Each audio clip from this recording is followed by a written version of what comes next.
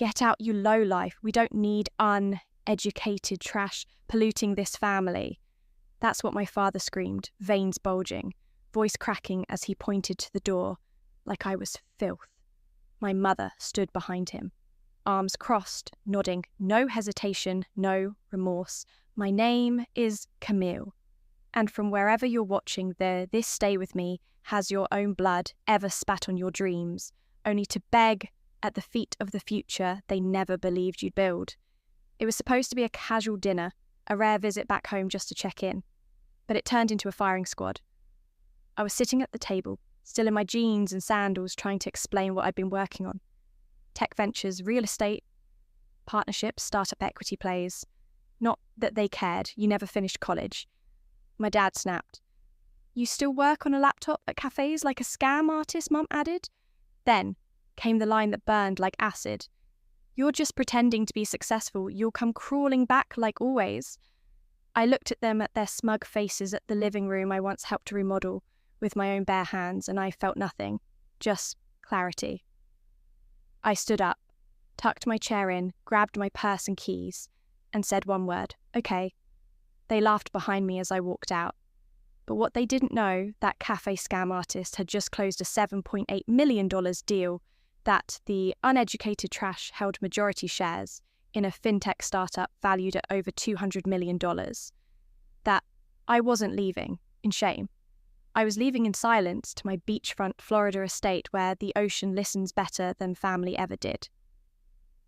3 weeks later, they called not to apologize, but because the bank froze their accounts, because their house was on the brink of foreclosure, because their golden retirement plan turned out to be a Ponzi scheme, and suddenly the trash they kicked out smelled a whole lot like salvation. But I don't open the door just because someone's knocking, especially when the last time they saw me, they slammed it in my face. The first missed call came on a Thursday. Blocked number, straight to voicemail. Then another and another by Sunday. I had 16 missed calls, all from my mother, the same woman who called me a mistake that never learned her place. Now leaving voicemails that started with, "Camille, sweetie, we need to talk," and ended with, "Please, just call us back. It's urgent."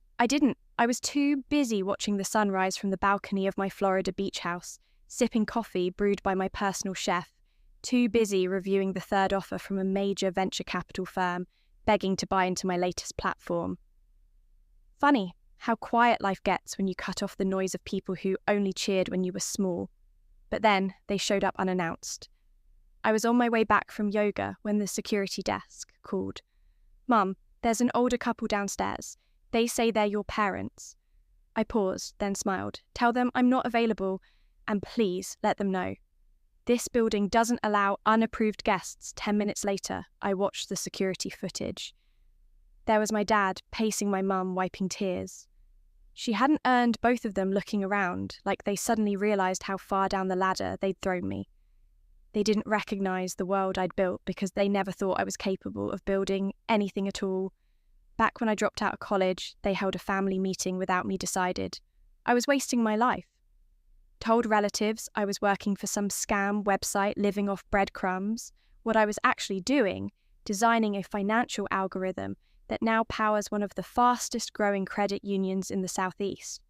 My team calls me the quiet billionaire in sneakers.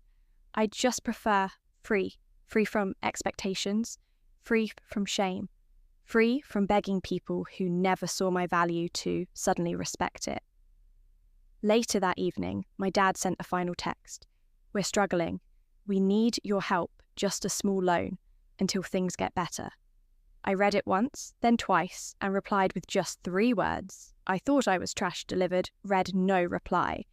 Because when someone tosses you out like garbage, they don't get to knock on your mansion door. 3 weeks later, asking to borrow gold. The silence after my message lasted 3 full days. No texts, no calls, no voicemails, begging for forgiveness, just silence, the kind that creeps in when people finally see the reflection they've spent a lifetime avoiding. But I wasn't waiting for them to respond. I was too busy closing a new round of funding with 2 Silicon Valley partners and a private equity firm in Dubai. Too busy reviewing blueprints for my second property in Miami. Too busy living the life they said I'd never earn without a degree or their approval. Then, on the fourth day, my sister called. We hadn't spoken in over a year, not since she mocked me at Thanksgiving dinner for chasing internet money while holding a glass of wine I paid for Camille. She said, voice softer than I'd ever heard it. They're not okay. Dad's had 2 panic attacks. Mum hasn't been eating. I think they realised they went too far. I didn't say anything. She continued, look, I'm not asking you to forget. Just help them stay afloat.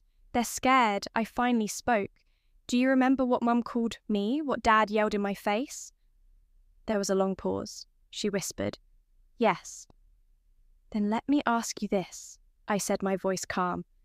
If they had never fallen, would they have ever reached out? She didn't answer because we both knew the truth. They didn't miss me.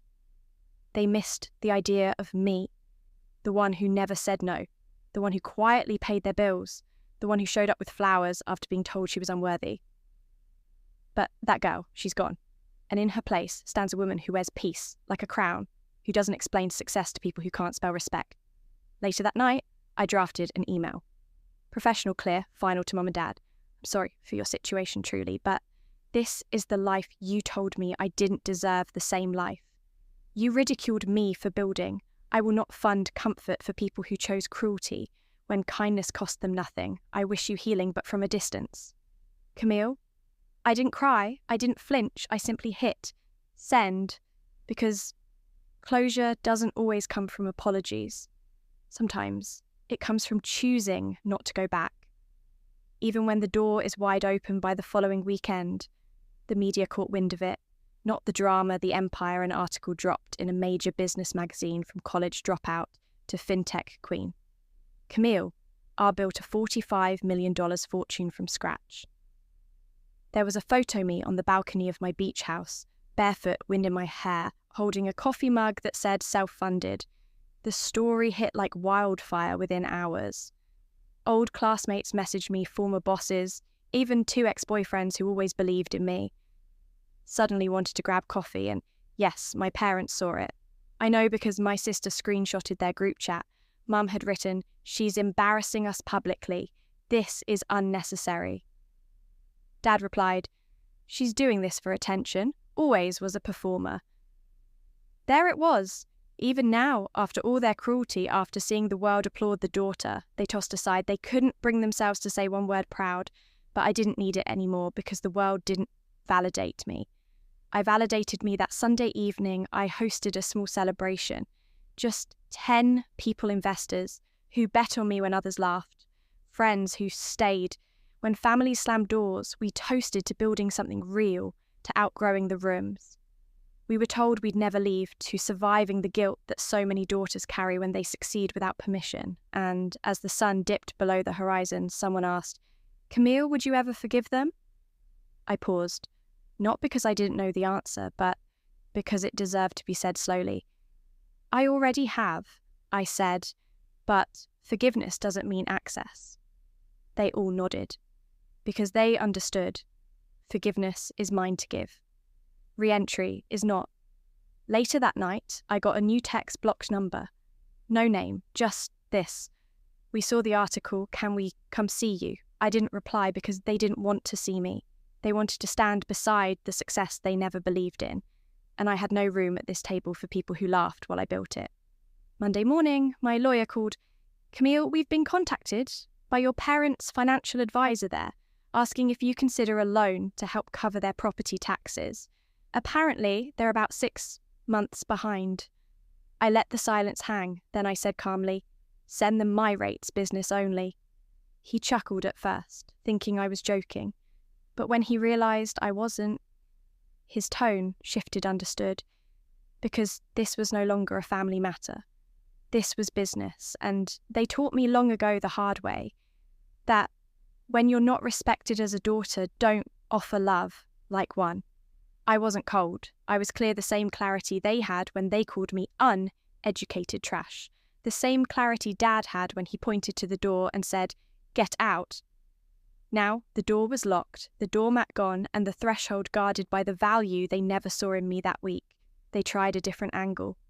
My aunt reached out. She said, "Camille, honey, I know they were harsh, but they're old school. They didn't mean it like that.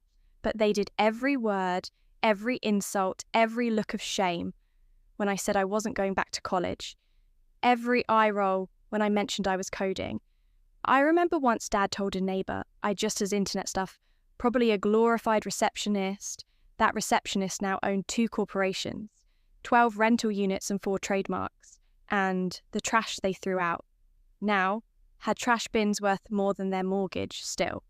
I told my aunt politely, I've forgiven them, but I'm not responsible for them. And that was the real line in the sand. Because people like them, they confuse access with love. They think being family means I owe them support, even after they offered none to me. But my support isn't free, it's earned, and they never made the down payment. Instead, I made one on a second beach house in Destin, fully furnished, ocean view, paid in cash, because while they clung to pride, I invested in peace, and peace, it never calls you lowlife, it never kicks you out. Peace welcomes you in only if you remember who you had to become to afford it. By Friday, the desperation turned performative. A handwritten letter arrived in a padded envelope. No return address, but I knew the handwriting immediately, my mother's curvy, careful, and always 2 sizes too big. It began with, "Camille, we made mistakes, we just wanted better for you," and spiraled quickly into emotional landmines. We were scared, we didn't understand your choices, you used to need us, we weren't ready to need you. Can't we just start over? No mention of the words they use, no ownership of the damage, just soft nostalgia and veiled guilt at the bottom. A single line written in trembling ink. We like to see the beach house, of course, because that's what it was always about. Not me, but what I had not love, but proximity to the life they never believed I could build. I folded the letter in half, then in half again, and dropped it in the shredder. Because here's what they didn't understand. You don't get to disown someone and then demand a tour of the palace they built from the rubble of your rejection. They had a daughter, brilliant, loyal, quietly fierce, and they threw her out with the garbage because she didn't fit their definition of success. Now she was on Forbes, 40 under 40, and suddenly they remembered her name. But I wasn't Camille the desperate anymore. I was Camille the decision maker, and my decision was this. No visits, no tours, no second chances.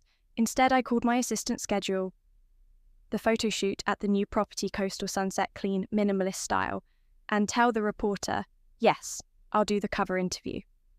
Because if they were going to see me now, they'd see me from a distance. No begging, no performance. Just truth wrapped in designer linen and glass walls. And when they scroll through those photos, when they squint at the life they were too blind to believe in, they'll see exactly what they missed. Not just the money, not just the views, but the daughter who could have carried them all if only they'd held her with something other than contempt. The magazine hit, stands on a Tuesday front, cover full page, a clean shot of me standing barefoot on the marble deck of my Florida beach house, wind in my hair, smile quiet but unshakable headline. She was told she'd never make it. Now, she doesn't answer unknown calls. Inside a 6-page spread, the real story, the rejection, the rebuilding, the empire. They didn't sensationalize it. They didn't turn it into a so story.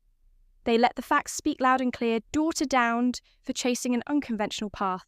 Now, CEO of a multi-million-dollar portfolio, no degree, no apology, just results.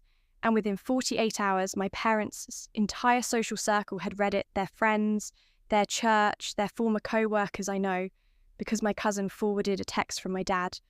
I'm sick of people asking about her like she's some kind of hero, she betrayed us. No, Dad, I didn't betray you, you abandoned me, and I survived anyway. That's not betrayal. That's becoming by Friday. I got another letter, no dramatic wording this time. Just this. We see now that we were wrong. If there's ever a place for us in your life again, we'd be grateful, Mum and Dad. I sat with it for hours. There was a time I would have crumbled, would have rushed to call to fix it, to finally be chosen. But that version of me, She doesn't live here anymore. I don't need to be chosen by people who couldn't even recognize me. So I wrote a response not to reopen a door, but to close it properly. Dear Mum and Dad, you taught me what it feels like to be unwanted, what it means to be discarded. And in doing so, you taught me to build something no one could take from me. I forgive you, but forgiveness does not include access. You will not be part of this chapter, because you tore out every page that could have included you. I wish you healing, I truly do. But from the distance, you created Camille. No signature, no warmth, just closure, clean earned, and absolute. Because some families are assigned, but the real ones, you build them from respect, from truth, from people who clap when you rise, even if they had to watch you do it without them. It's been 6 months now. 6 months since they called me trash. 6 months since I walked out of that house with nothing but a purse, a quiet okay, and a spine they didn't think I had. And in those 6 months, I've opened 2 new companies, invested in 5 women, led startups, built a scholarship fund for girls like me, brilliant, overlooked, and uninvited to the table. And most days, I wake up to waves, to peace, to space. The kind they tried to shrink me out of the requests have stopped. No more letters, no more voicemails, just silence. And that silence, it doesn't ache anymore. It sings because I stopped chasing their version of love the day I realised it was conditional. As long as I obeyed, as long as I stayed small, as long as I never outgrew the story they wrote for me. But I outgrew it, I rewrote it, and now I don't need their seats at the table. I've built my own hall with high ceilings, wide windows, and room only for those who saw me before the glow-up. People ask, sometimes, if I regret cutting them off. If I ever feel lonely, here's what I say. Loneliness is living in a house where your voice doesn't matter. Peace is waking up in your own home, built with your own hands, where every corner whispers, you did this. So no, I don't regret leaving. They kicked me out thinking they were breaking me what they didn't know they were setting me free. And if they ever drive by this house, this quiet palace of soft light and louder legacy, they'll know that the daughter they once dismissed as a failure turned out to be the architect of everything they needed and everything they'll never have again.